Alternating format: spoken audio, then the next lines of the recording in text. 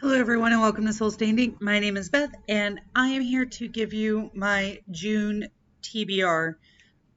Now, there are two things about this that you definitely need to know. Number one, most of it is vastly different from what I normally read because in July I am taking a marginalized literature course.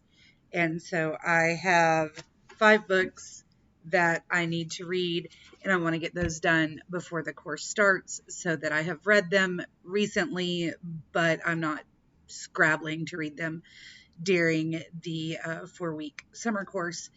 The other thing that you need to know is that my 10-year-old has 2 camps in June, and my 3-year-old will be insane more than normal because her sister is out, and I'm taking a summer 1 course that doesn't have any required books, but I'm sure will have a lot of work to do because it is a course on academic discourse, how to write things in your PhD and blah, blah, blah.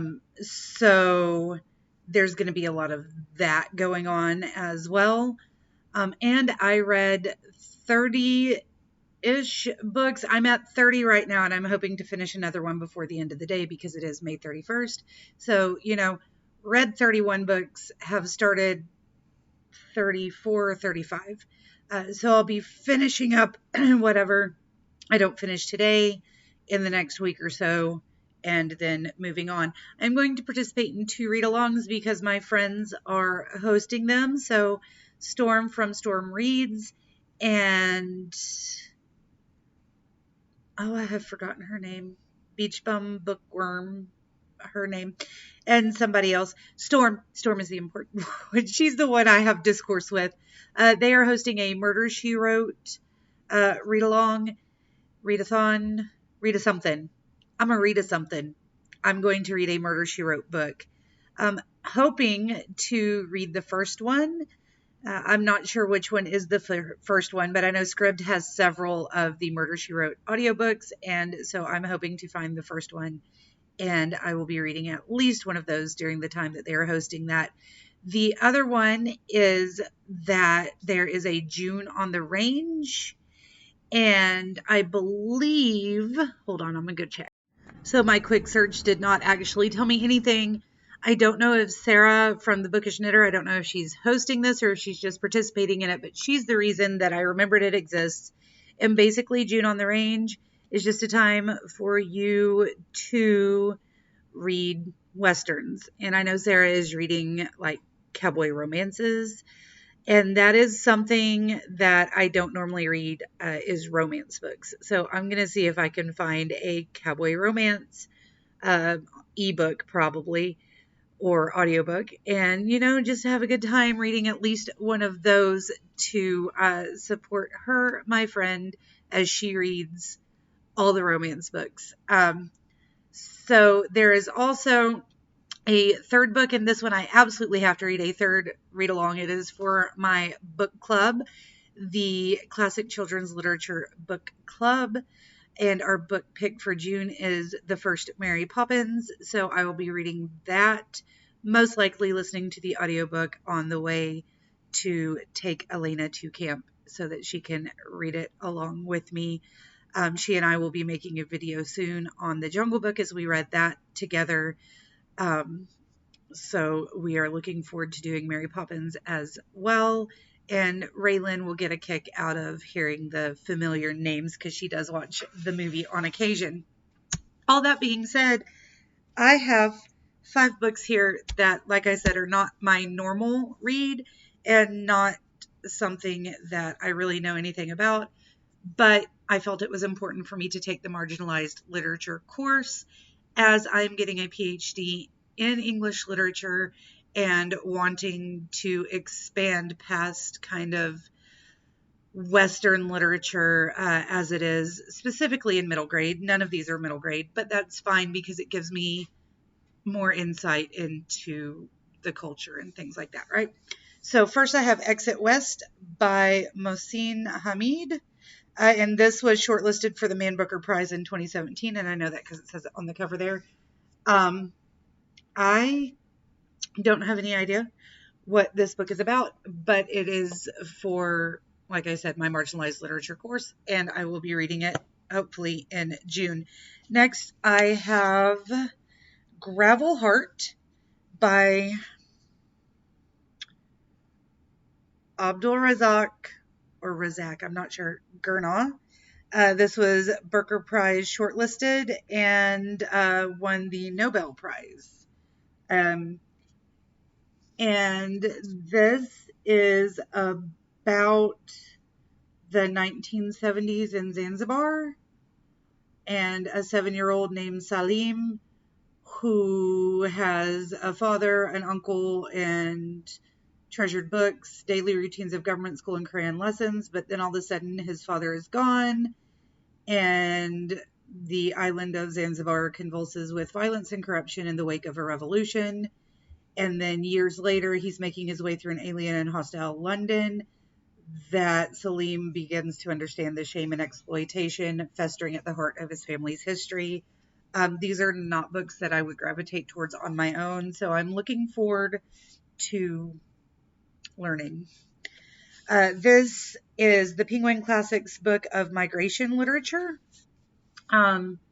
So this is the first global anthology of migration literature, and it has stories from authors from across the globe.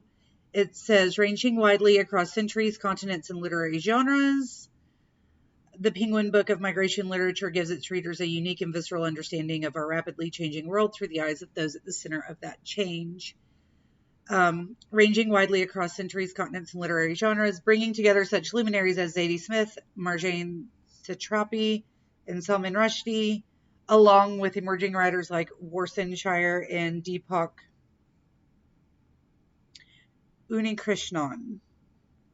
So it is an anthology of poems, short stories, novels, or novellas, and memoirs. And I'm really looking forward to this one for a number of reasons. Number one, it's going to be smaller snippets that make it more easily digestible for me as I'm learning about cultures and the diaspora of these peoples. I love that word, diaspora. If you haven't noticed, it's my new favorite word. It has replaced pernicious, which held the spot as my favorite word for like 20 years, possibly longer. But anyway, not only do I think that this is going to be more easily digestible and easily mulled over for me as I read it, but I also think it will be very helpful as I am still trying to read those articles on mythology and pull together my own scholarly article on the diaspora, the movement of peoples and their culture, and the way that we are moving those stories into middle grade literature so that these marginalized peoples and stories are gaining a voice for kids as they are growing up and they're hearing their stories for their people in books where it was not normally easily accessible for them. And I think that this book is going to be a fabulous resource to help me with that. Next, we have The Displaced Refugee Writers on Refugee Lives, edited by Viet Thanh Nguyen. And this says with new essays. So this is refugees writing essays about their lives and how they're living and why they're running. And I think that is also going to be incredibly important and not necessarily easily digestible. I don't think any of these, I know I said easily digestible, but I meant the smaller sections will be easier for me to take in, not easily digestible. I don't think any of this is going to be easy. Then we have The Devil's Highway, A True Story by Luis Alberto Urrea. And this is a national bestseller. And I'm, again, not really sure what this is about. It says we follow 26 men who in May 2001 attempted to cross the Mexican border into the desert of southern Arizona through the deadly region known as the Devil's Highway, a desert so harsh and desolate that even the Border Patrol is afraid to travel through it, a place that for hundreds of years has stolen men's souls and swallowed their blood. Only 12 of the 26 men made it out, and this is the true story of that. So, again, harsh but important, and definitely not anything that I would normally take in. Now, I'm still going to attempt to do my Friday Reads videos, or at least at some point each week, do a check-in video with you guys, letting you know what I've read, how I'm making it through, what I plan to read, all of that. So hopefully I can come on and be like, I read them, I loved them, they're difficult, but I got it taken care of. And if there's anything else that I end up reading, other than the 8 books I have talked to you about, and the like 4 others that I need to finish from middle grade May, I will let you know then. But that is my June TBR as it stands right now. I would love to know if you've read any of these, know anything about the marginalized literature books. If you're going to join us in reading Mary Poppins for June, all of that. I would love to hear about it and what you're doing with your summer. Until I talk to you again, stay safe out there, guys. Bye.